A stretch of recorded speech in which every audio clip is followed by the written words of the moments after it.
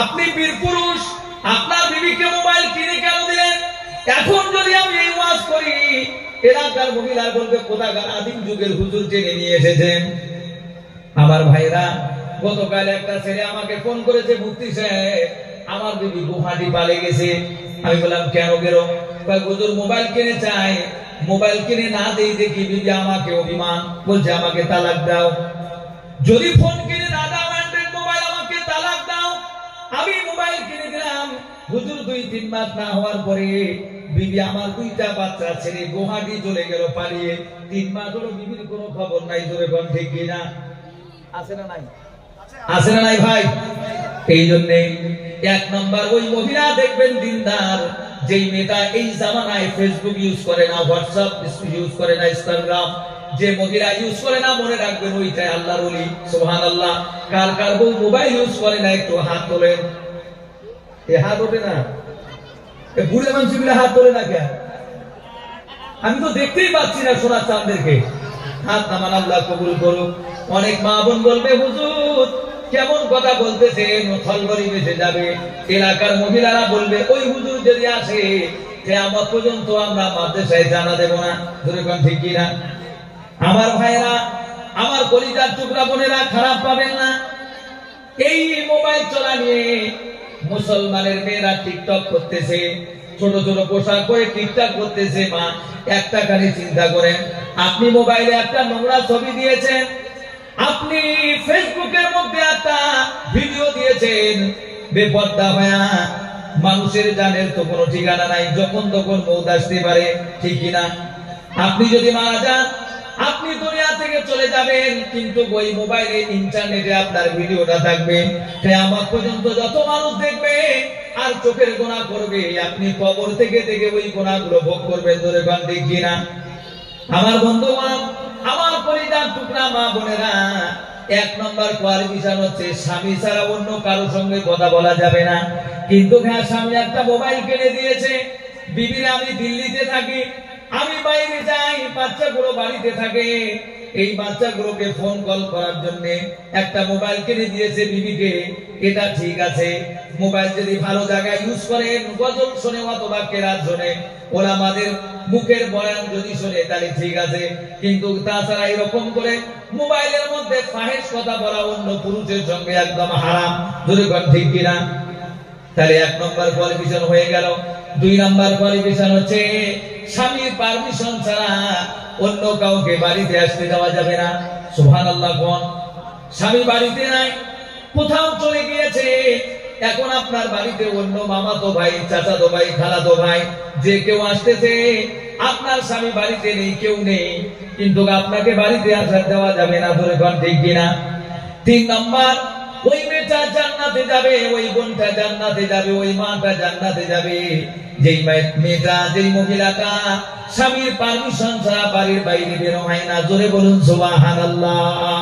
এই 3টা কোয়ালিফিকেশন যদি কারো বিবির মধ্যে থাকে, জেনে রাখবেন ওই মেয়েটা আল্লাহর জীবন্ত বলি, ওই মেয়েটাই জান্নাতে যাবে। জোরে বলুন সুবহানাল্লাহ। আমার কলিজার টুকরা বোনেরা, খারাপ পাবেন না। আমি আপনার ক্ষতি করার জন্য আসি নাই বোন, আমি আপনার উপকার করার জন্য এসেছি। আল্লাহর নবী, বিশ্ব নবী রাহমাতাল লিল আলামিন মেরাজ থেকে আসলেন। বুখারী শরীফ পৃষ্ঠা নম্বর 9, ইমাম বুখারী রাহমাতুল্লাহ আলাইহি একটা বাব কায়েম করেছে, বাবু কুফরানুল আশির। কি নাম বললাম? কি নাম বললাম? বাবু কুফরানুল আশির ইমাম বুখারী কায়েম করেছে। আল্লাহর নবী মেরাজ থেকে আসলেন, নবীজি মা ফাতেমা বসে আছে, হযরতে আলী বসে আছেন, সাহাবায়ে কেরাম মওজুদ। নবীজি কাঁদতেছেন, চোখ দিয়ে দরদর করে পানি পড়তেছে।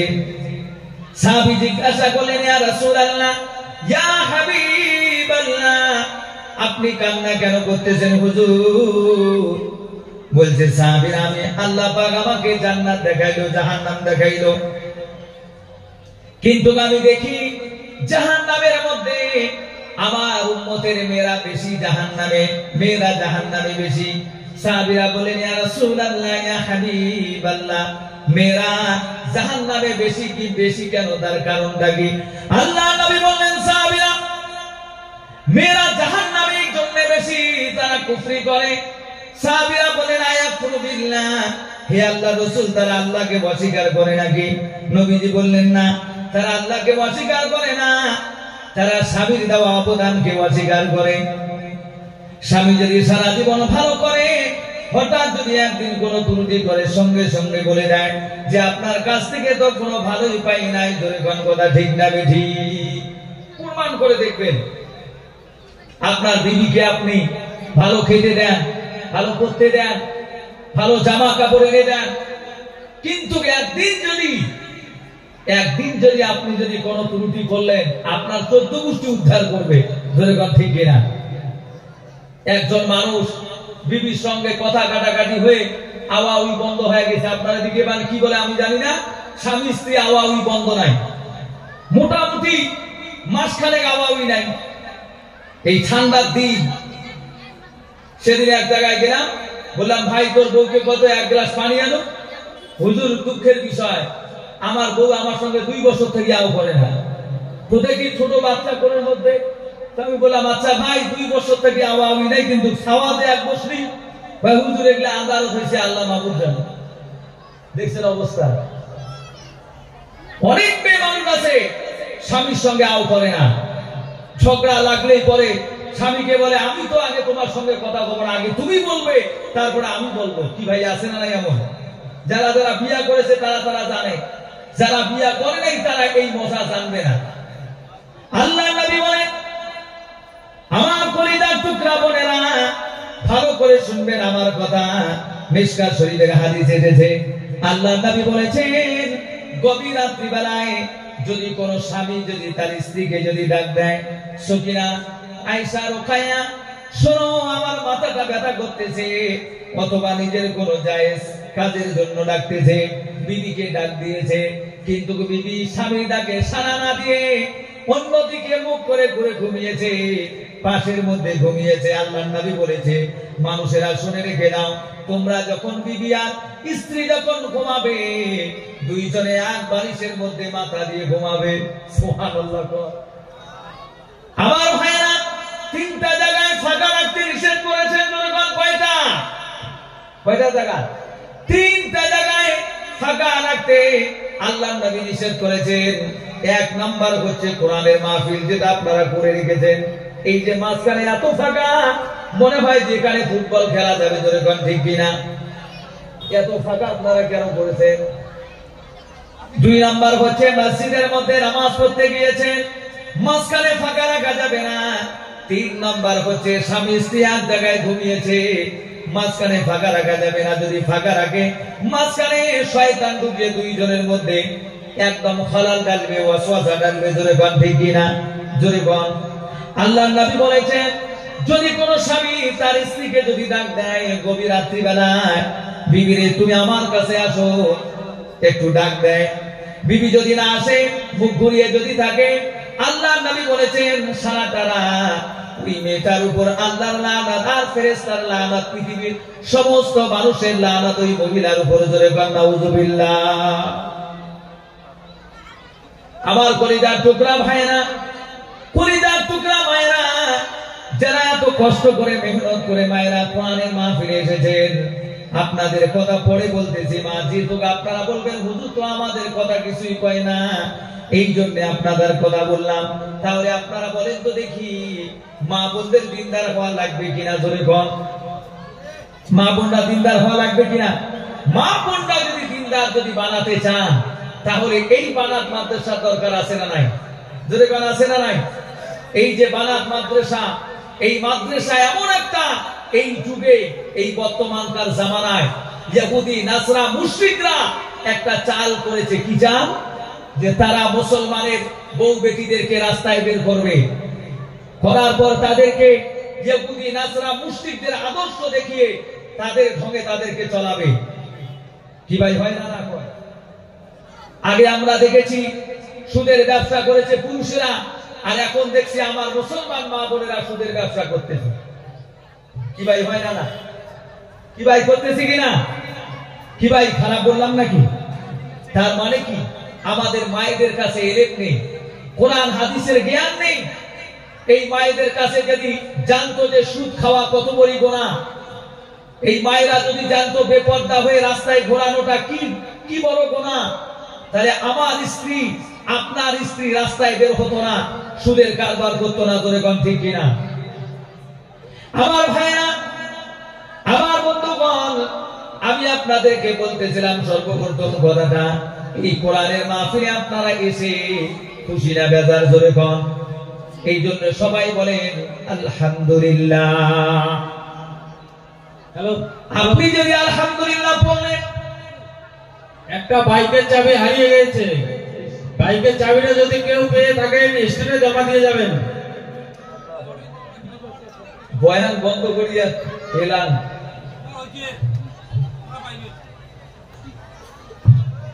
জোরে সরে জিকির করি লা ইলাহা, আরো জোরে লা ইলাহা, আরো জোরে লা ইলাহা। সবার কিসমত ঢেকেছে আধার, ভরে গেছে পাপী নেমেছে জুলমাত।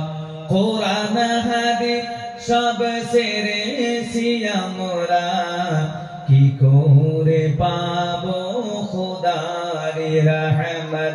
লা ইলাহা, আরো জোরে লা ইলাহা। আমার ভাইরা, আমার বন্ধুগণ, যারা কোরআনের মাহফিলে এসেছেন, আমার ইচ্ছা ছিল আমি আজকে তাফসীর করব, কিন্তু আমি জানি তাফসীর করলে পরে অনেক মানুষ উঠে যায়। ধরে কোন ঠিক কিনা? আমার ভাইরা, আমার বন্ধুগণ, আমি আপনাদেরকে একটা কথা বলতে চেয়েছিলাম। আল্লাহর নবী বলেছেন, আনাস তুমি কোথায়? হযরতে আনাস বলেছেন, ইয়া রাসূলুল্লাহ আমি হাজির আছি। আল্লাহর নবী বললেন, আনাস আমি তোমাকে তিনটা ওসিয়ত করতে চাই, ভালো করে শুনবেন কিনা ভাই? তিনটা ওসিয়ত করতে চাই। এক নাম্বার ওসিয়ত হচ্ছে, আনাস তুমি যখন ওযু করবে, ওযুর জায়গাগুলো ভালো করে তুমি ধৌত করবে, ভালো করে ধুবে। আল্লাহর নবী বলেন, আনাস তুমি যদি ভালো করে ওযু করো, আল্লাহর নবী বললেন, আনাস তুমি জেনে রেখে দাও, আল্লাহ রাব্বুল আলামিন ইয়াসরি ফি উমরিকা, আল্লাহ তোমার হায়াতের মধ্যে আল্লাহ বরকত দান করবে। কোন সুবহানাল্লাহ।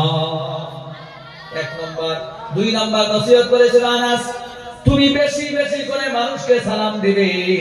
তুমি যদি বেশি বেশি করে মানুষকে সালাম দাও, আল্লাহ রাব্বুল আলামিন তোমার নেকির পাল্লা তামদাউল মিজান, আল্লাহ কিয়ামতের দিবসে হাসরের ময়দানে আল্লাহ পাক তোমার নেকির পাল্লা ভারী করে দিবেন। জোরে বলুন সুবহানাল্লাহ।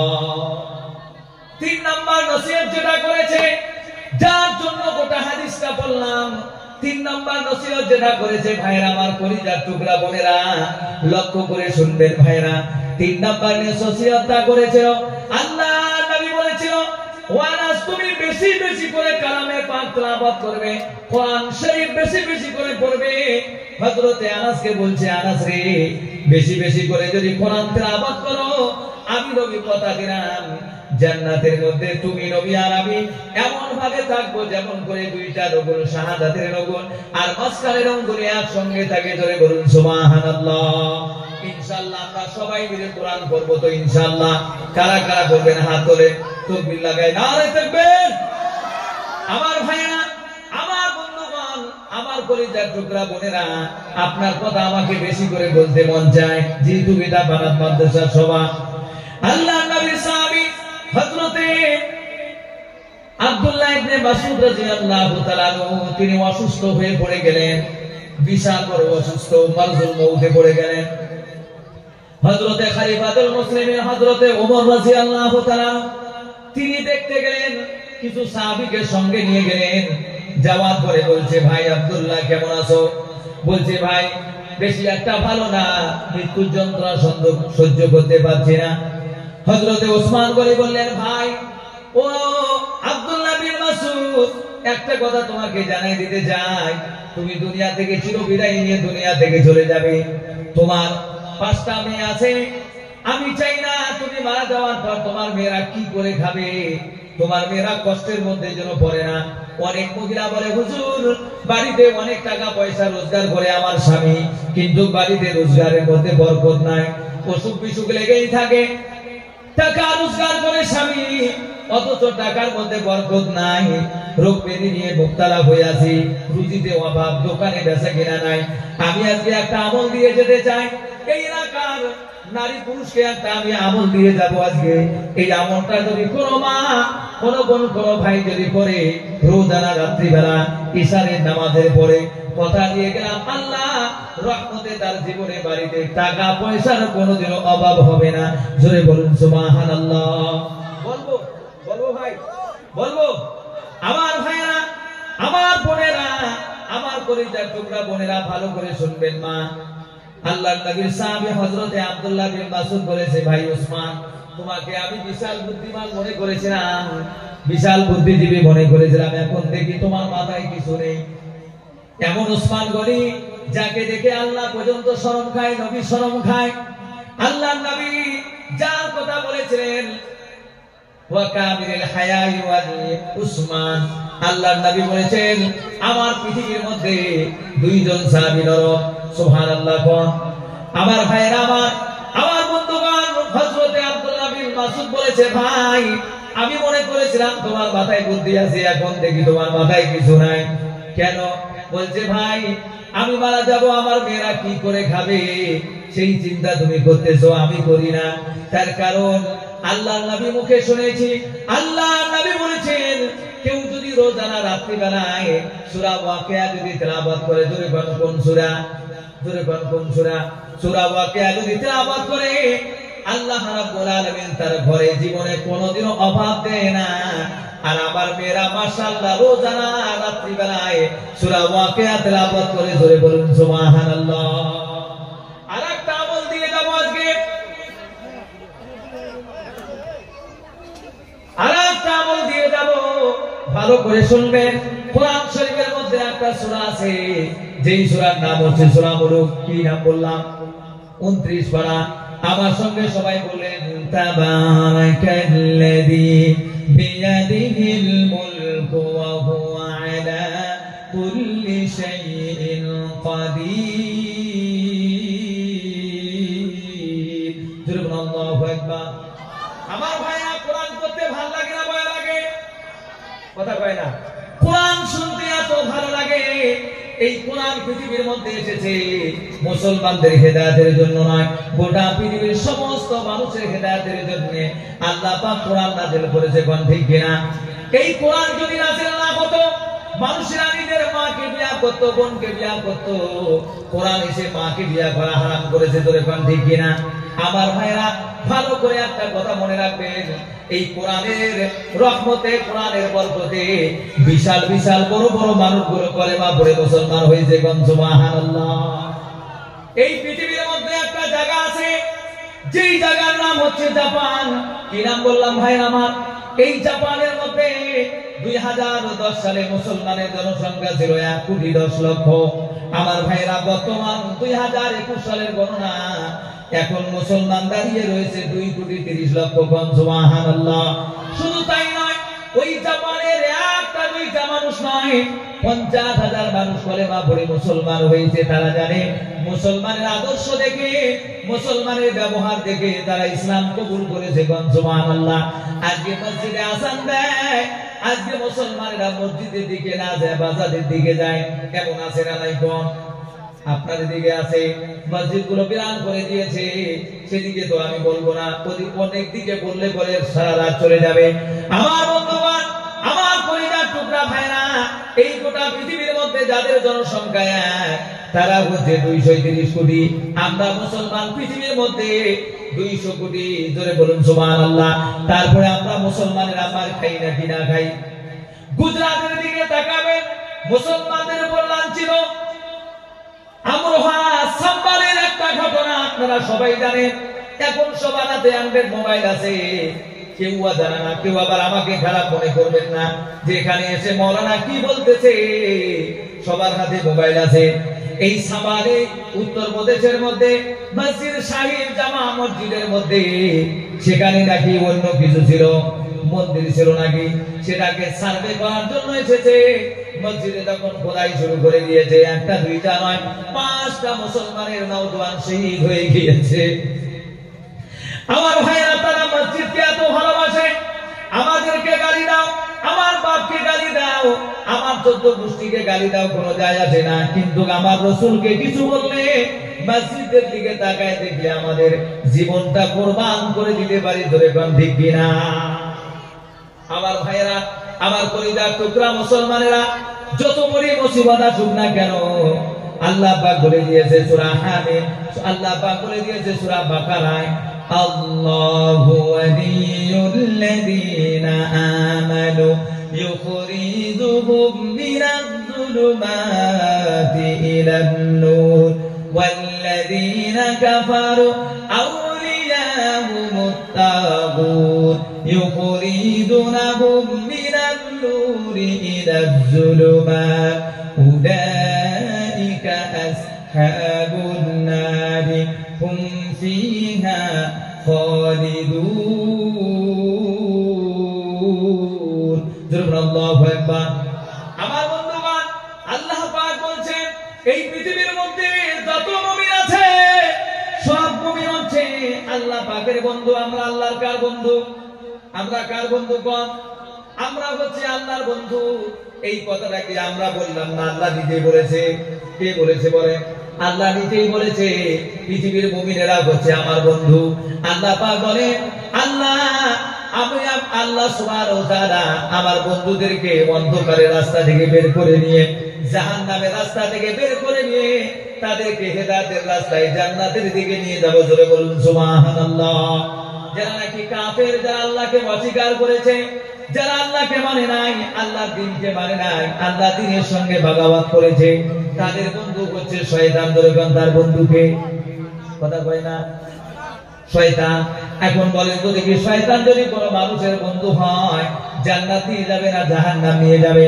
আল্লাহ পাক বলেন তাদেরকে হেদায়েতের রাস্তা থেকে, নূর থেকে বের করে গোমরাহির দিকে নিয়ে যাবে। ধরে কোন? নাউযুবিল্লাহ। আমার বন্ধুগণ, কোরআন শরীফের মধ্যে দুইটা সূরা সংলগ্ন আছে। একটা হচ্ছে সাব্বিহ ইসমা রাব্বিকাল আ'লাল্লাযী খালাক, আর একটা হচ্ছে হাল আতাকা হাদিসুল গাশিয়া। এই দুইটা সূরা এত ইম্পর্টেন্ট, আল্লাহর নবী রোজ জুম্মার দিনে রেগুলার জুম্মার মধ্যে এই দুইটা সূরা পড়তেন। এই দুইটা সূরার মধ্যে যদি তাকা, আপনাকে ভালো করে মনে রাখবে যে আপনি মুসলমান হয়ে গর্বিত কিনা। কোন? আমরা মুসলমান হয়ে আমরা খুশি না বেজার? কথা কয় না? আমরা মুসলমান হয়ে খুশি কিনা?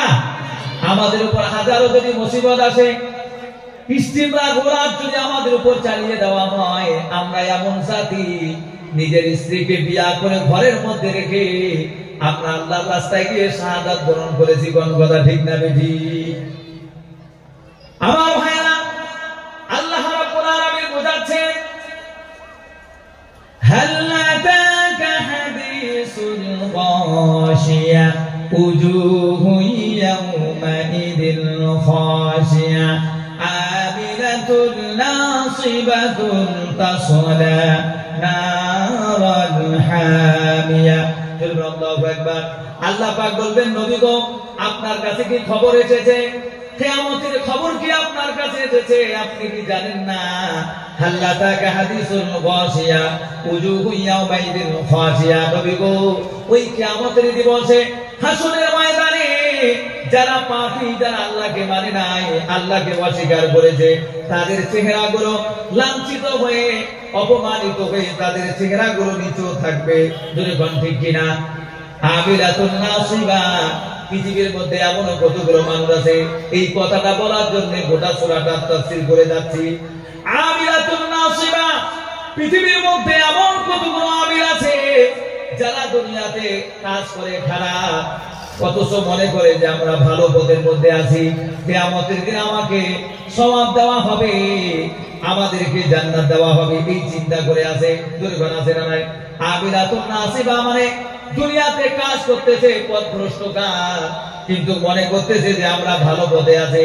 খলিফাতুল মুসলিমিন হযরতে ওমরের জামানায়, হযরতে ওমর তিনি সাহাবীদেরকে নিয়ে রাস্তা দিয়ে যেতেছেন। পথের মধ্যে একটা গির্জা ঘরের মধ্যে একটা পাদ্রী রয়েছে, তাকে ডাক দেওয়া হলো। বগলে আসলো। বগলে আসার পর দেখে তার শরীরের চামড়াগুলো ঘন হয়ে গিয়েছে, শরীরের মধ্যে মাংস নেই, লোকটা চোখ দিয়ে পানি পড়তেছে, কিন্তু হযরতে ওমর লোকটাকে দেখে চোখ দিয়ে দরদর করে পানি পড়তেছে। আমিরুল মুমিনিন সাহাবীরা জিজ্ঞাসা করেন, আমিরুল মুমিনিন আপনি কান্না কেন করতেছেন, আপনার চোখে পানি কেন? আমিরুল মুমিনিন বললেন, সাহাবীরা ও আমার সঙ্গীরা, তোমরা কি জানো না আমার ওই হাল আতাকা হাদিসুল গাশিয়ার ওই সূরাটা আমিলাতুন নাসিয়া শব্দটা মনে পড়ে গিয়েছে। পৃথিবীতে এমন কিছু আমির আছে যারা ইবাদত মনে করে কাজ করবে, অথচ কিয়ামতের দিন তারা উজুহু ইয়াউমাইদিন খাশিয়া তাসলা নারান হামিয়া, তাদেরকে জাহান্নাম যেতে হবে। জোরে বল নাউযুবিল্লাহ। এই মানুষটা এত কষ্ট করে মেহনত করে ইবাদত করতেছে, ঠিকই আছে, তারপরে তাকে জাহান্নাম যেতে হবে। বল নাউযুবিল্লাহ। তাসলা নারান হামিয়া, জাহান্নামে তাদেরকে যাইতে হবে। তুসকা মিন আইনিন আনিয়া, তুসকা মিন আইনিন নারিয়া, ওই জাহান্নামে তাদেরকে ফুটান্ত গরম পানি খাওয়ানো হবে। তাফসীরে এসেছে জাহান্নামের গরমের ফুটান্ত পানিগুলো এমন গরম হবে, পৃথিবীর কোন পাহাড়ে কোন জমিনের মধ্যে যদি এক ফোঁটা পড়ে সবগুলো একদম মিসমার হয়ে যাবে, গলে যাবে। ধরে কর নাউযুবিল্লাহ।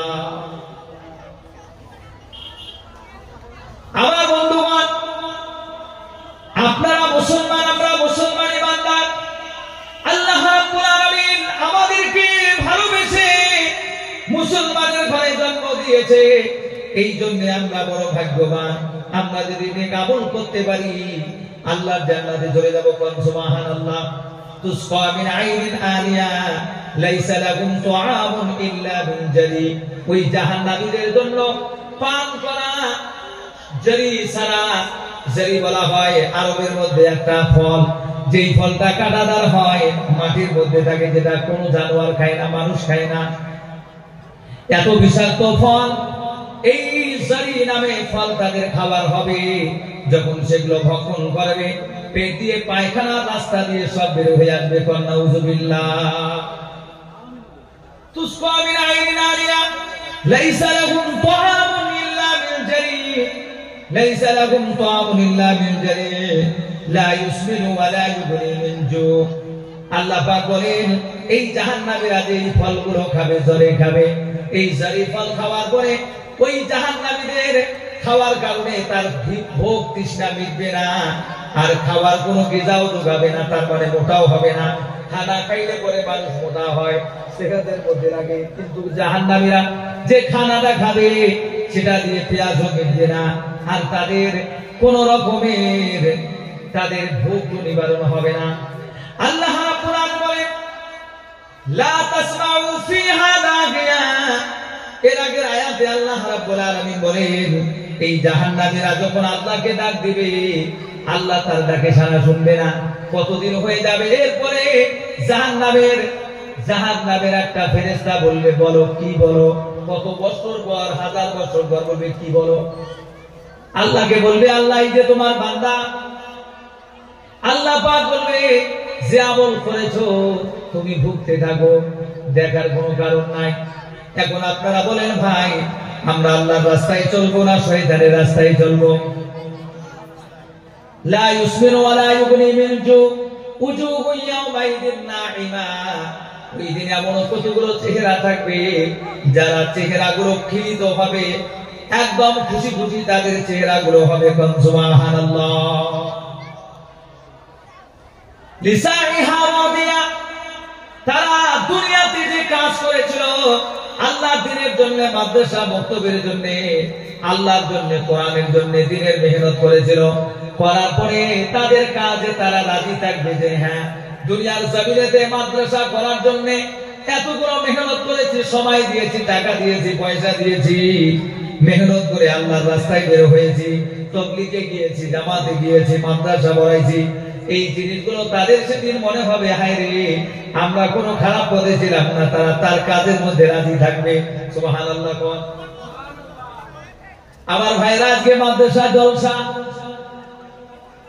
মাদ্রাসার মাহফিল, আমাকে বলা হয়েছে হুজুর আপনাকে 1.5 ঘন্টা টাইম দেওয়া হয়েছে। আমি চিন্তা করলাম 1.5 ঘন্টার মধ্যে যদি কথা বলি আমার কথাইগুলো এক মতন হবে না, অনেক দিকে কথা চলে যাবে, এই জন্য আমি সব কথা ঘুটে ঘুটে নিয়ে চলে আসতেছি, যেরকম ঠিক কিনা। আমার ভাইরা এই মাদ্রাসার কথা বলতে চেয়েছিলাম, এই বানাত মাদ্রাসার দরকার আছে কিনা যেরকম আপনারা ভাই কলিজার টুকরা বয়ান আমার পরে হুজুর আছে মৌলানা এই আমি সাহেব মুজিবুর রহমান সাহেব তিনি বয়ান করবে আমিরে জামাত। আমি যদি বয়ান করে যাই মাদ্রাসার লক্ষ্য দিকে যদি তাকাই না, সারা রাত বয়ান করে কোনো ফায়দা হবে না, যেরকম ঠিক কিনা। আমার ভাইরা আমার কলিজার টুকরা বোনেরা, একটা কথা মনে রাখবো ভাই, আপনার সঙ্গে কিছু যাবে না, কোরআন ছাড়া যাবে। যেরকম আল্লাহর নবী বলেছেন, ওয়া আলী ইবনে রাদিয়াল্লাহু তাআলা মুকাম قال النبي صلى الله عليه وسلم من قرأ القرآن فاستظهره فحل حلاله وحرم حرامه أدخله الجنة شفعوا في 10 من أهل بيت كلهم قد وجبت لهم النار। আল্লাহর নবী বলেন কিয়ামতের দিবসে আল্লাহর নবী বলেন কেউ যদি কোরআন পড়ে, কোরআনকে যদি মুখস্থ করে, আর কোরআনকে হালালকে হালাল জানে আর হারামকে হারাম জানে, আল্লাহর নবী বলেছেন আল্লাহ তাকে জান্নাতে দাখিল করবে। কোন সুবহানাল্লাহ। শুধু তাই নয়, হাফিজে কোরআনকে শুধু জান্নাতে দেবে না, এই হাফিজে কোরআনের বংশগণিয়া থেকে যাদের উপর জাহান্নাম ওয়াজিব হয়ে গিয়েছে 10 জন মানুষের, এই 10 জন মানুষকেও তারা জান্নাতে নিয়ে যাবে। ধরে বলুন সুবহানাল্লাহ। আমার ভাইরা এই কথা বলতে গেলে মালদ্বীপের ঘটনাটা মনে পড়ে যায়। মালদ্বীপ এমন একটা জায়গা, যে জায়গায় কোনো মুসলমান ছিল না। আরব দেশ থেকে একটা স্টিমার চলতেছিল মালদ্বীপের দিকে তেজারাতের জন্য। ভাইরা আমার খারাপ বলেন না, কি ওয়াকিয়া বলবো। তাফসীর যদি করি, আমাদের কুচবিহার এলাকার মানুষরা তাফসীর অত ভালোবাসে না। আমার ভাইরা মালদ্বীপের ঘটনা বলতেছি। মালদ্বীপ থেকে সৌদি আরব থেকে একটা জাহাজ চলতেছে, মালদ্বীপের দিকে রওনা হয়ে গেল। মালদ্বীপের দিকে রওনা হয়ে যাচ্ছে মানুষেরা, অনেক তিজারাতি সামান নিয়ে মালদ্বীপের দিকে রওনা হয়েছে। ওই জাহাজের মধ্যে একটা হাফিজে কোরআন ছিল, সুবহানাল্লাহ কোন। কিন্তু মাঝখানে এমন জলোচ্ছ্বাস হয়েছে, এমন ঘূর্ণিঝড়, যার কারণে জাহাজটা ডুবে পড়ে গিয়েছে, মানুষেরা সব ধ্বংস হয়ে গিয়েছে। কিন্তু একটা হাফিজে কোরআন সে জীবিত ছিল। কোন সুবহানাল্লাহ। মৎস্যজীবীরা মাছ মারতে গিয়েছিল, যা দেখে একটা যুবক, সৌদি আরবে বাড়ি, এত সুন্দর ফুলের মতন যুবক বালক। আমার ভাইরা তক্তার মধ্যে ভেসে ভেসে যাচ্ছে আর খিলখিলে আসতেছে। মাঝিরা বলল, বালক তোমার বাড়ি কোথায়? কোথায় তোমার ঘর? বলছে আমার বাড়ি হলো সৌদি আরবে। কিছু বলতে পারে না। মাঝিরা মনে করলো এই বাচ্চাটাকে যদি বাজারে বিক্রি করে দিই অনেক টাকা পয়সা হবে। মাছ মারা বাদ দিয়ে এই বাচ্চাটাকে এসেছিল কোরআনের হাফিজ, 30 পারা কোরআনের হাফিজ। সুবহানাল্লাহ। কয় পারার হাফিজ? 30 পারার হাফিজ ছিল। এই হাফিজে কোরআনকে নিয়ে বাজারে বিক্রি করছে, মালদ্বীপের বাজারে। সেখানে এক মহিলা, তার স্বামী নাই, একটাই মেয়ে। এই হাফিজে কোরআনকে দেখে সুন্দর একটা ছেলে আমাকে মা কয়া ডাক দিবে, তাকে কিনে বাড়িতে নিয়ে গেছে। মালদ্বীপের বাসার একটা রূপ, তাড়াতাড়ি বলতেছি, লম্বা ঘটনা, অনেক সময় লাগবে, সংক্ষেপে বলতেছি ভাইরা আমার। আচ্ছা ঠিক আছে, জোরে সোরে জিকির করি লা ইলাহা,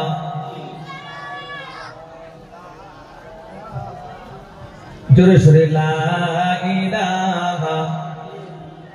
এই জীবনে কিছুই চাওয়ার নেই তো আর, আমার জীবন আমার মরণ শুধু তোমার। ঠিক কিনা ভাই? আমার বন্ধুগণ, আমি সাহেব এসে গিয়েছে। হাফিজে কোরআনটাকে ওই মহিলা কেড়ে নিয়ে তার বাড়ির দিকে নিয়ে গেল। যাওয়ার পর ছেলেটা মা মা কয়া ডাক দেয়, মহিলাটা খুশি হয়ে যায়। কিন্তু কিছুদিন যাওয়ার পর ওই বাচ্চার দেশে ওই এক দুষ্টজীব প্রত্যেক বছরে একটা করে মেয়ে, যুবতী মেয়েকে নিয়ে যায়, মেয়েটাকে ধ্বংস করে দেয়। এইবার পালা পড়েছে ওই বাড়িতে, দেখে মা কান্না করতেছে, যে বাড়িতে হাফিজে কোরআন। হাফিজে কোরআন বলছে, মা তুমি কাঁদো কেন? বলছে, বাবা তোর বোনকে আজকে নিয়ে যাবে বাদশার মানুষেরা, বলছে মা তুমি চিন্তা করো না, বোনকে নানার বাড়িতে পাঠিয়ে দাও আর আমাকে সাজিয়ে দাও, আমি আজকে যাব তাদের সঙ্গে। সুবহানাল্লাহ। কোন বলছে মা তুমি আমার টেনশন করো না, আমি একজন হাফিজে কোরআন। সেই মা তো জানে না হাফিজে কোরআন কাকে বলে। সুবহানাল্লাহ। ওয়াকিয়াটা বলবো, আমার কিন্তু টাইম নেই, আমি সব বেজে গেছি। আমার ভাইরা বলতে চেয়েছিলাম সেদিকে পরে আসতেছি, টাইম থাকলে বলবো।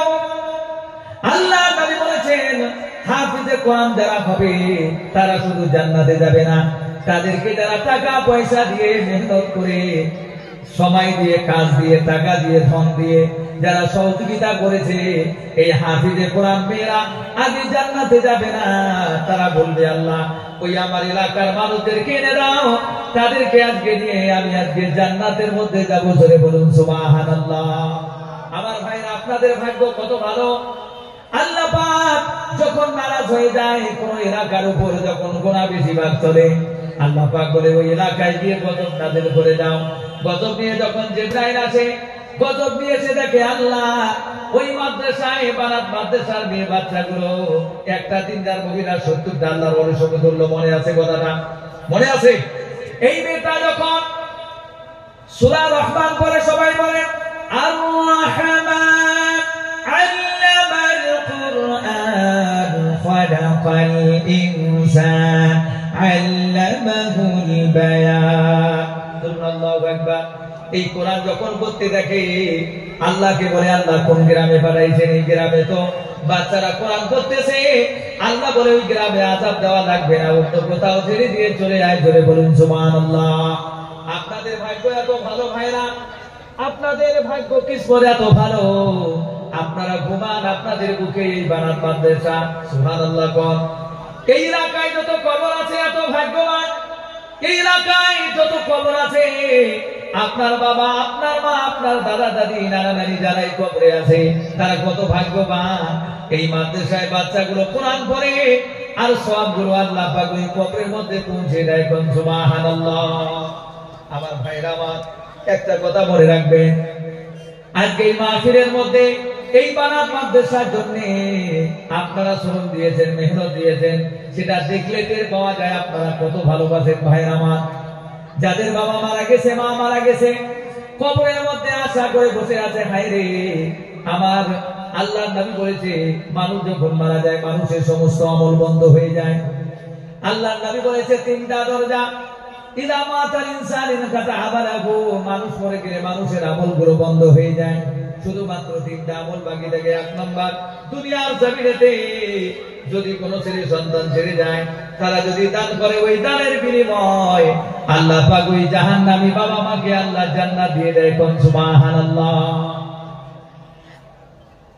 বাবা মা সকাল থেকে সন্ধ্যা কবরের মধ্যে বলে আয় আল্লাহ দুনিয়াতে ছেড়ে ছেড়ে এসেছি, নাতি পুতি ছেড়ে এসেছি, মেয়ে ছেড়ে এসেছি, তারা হয়তো আমার জন্য দান করবে, সদকা করবে। যখন দান করে আল্লাহ ওই বাবা মা প্রতি রহম করে, যখন কোনো দান করে না তখন ওই কবর থেকে আযাব আসা শুরু হয়ে যায়, লানত আসা শুরু হয়ে যায়। আমার ভাইয়েরা এখানে আমরা যারা বসে আছেন সবাই আমার বাবা মাকে ভালোবাসি, দূরগণবাসী কিনা? এমনও ভাই আছে, এমনও মা বোন আছে যাদের মা নাই বাবা নাই, দুনিয়া থেকে চির বিদায় নিয়ে কবরে চলে গেছে। ভাইয়েরা আজকে আমি তাদের উদ্দেশ্য করে আজকে বারাত মাদ্রাসার জন্য কালেকশন যাব আপনাদের কাছে। আপনারা যারা মেহনত করে কষ্ট করে এই মাহফিলের জন্য এসেছেন, আপনাদেরকে বলবো এমন কোন আল্লাহর বান্দা আছে হুজুর আমার আব্বা নাই, আমার মা নাই, দুনিয়া থেকে চির বিদায় নিয়ে গেছে, হুজুর এই বারাত মাদ্রাসা কিয়ামত পর্যন্ত থাকবে, হুজুর আমি এই মাদ্রাসার জন্য 20,000 টাকা দান করবো আজকে মাহফিলে। আমি সবাইকে নিয়ে হাত তুলে আপনার কাছে দোয়া করব, আল্লাহর কাছে দোয়া করব। আছেন কোন আল্লাহর বান্দা হুজুর আমি 20,000 টাকাই বারাত মাদ্রাসায় দেব? আছেন কোন আল্লাহর বান্দা? আছেন কোন ভাগ্যবান? এই এলাকায় এমন কোন গরিব মানুষ আছেন ভাই, মাস্টার ডাক্তার ইঞ্জিনিয়ার, এমন কোন ব্যবসায়ী ভাই আছেন যে হুজুর আমি 20,000 টাকাই মাদ্রাসায় দেব? আল্লাহ নবী বলেন মাইয়ুকরিদুল্লাহ কারদান হাসানা, ও সাহাবীরা আল্লাহ তোমাদের কাছে করো চাই। সাহাবীরা বলেন হুজুর আল্লাহ আমার কাছে করো চাই নাকি? নবীজি বললেন হ্যাঁ। আল্লাহর নবী সাহাবী হযরত আব্দুল দাদা বললেন, হুজুর আপনার হাতটা দেন। আল্লাহর নবী হাত বাড়াই দিলেন। আব্দুল দাদা বললেন, হুজুর আমি আমার বাগিচাটা আল্লাহর রাস্তায় দান করে দিলাম। আব্দুল্লাহ বিন মাসউদ বলেন, আব্দুল দাদার বাগিচায় একটা দুইটা গাছ নয়, 600টা খেজুরের গাছ ছিল। সুবহানাল্লাহ। ইউপি মোরাদাবাদ সাভারের মধ্যে মুসলমান নওজোয়ান আল্লাহর ঘরের জন্য, মসজিদের জন্য 5টা সন্তান শহীদ হয়ে গিয়েছে। জোরে বলুন সুবহানাল্লাহ। তারা মসজিদের মাদ্রাসার সম্মান বুঝেছে। ভাইরা আমার, এমন কোন মধ্যে মুজাহিদ আছে হযরতে আম্মারের মতো, তালহার মতো, হযরতে জুবাইরের মতো এমন কোন যুবক আছেন হুজুর ইসলামকে পৃথিবীর মধ্যে টিকে রাখার জন্য, কোরআনকে ভালোবেসে, কোরআনকে মহব্বত করে হুজুর আমি 20,000 টাকা বানানোর মাদ্রাসায় দেব? আছেন কোন আল্লাহর বান্দা?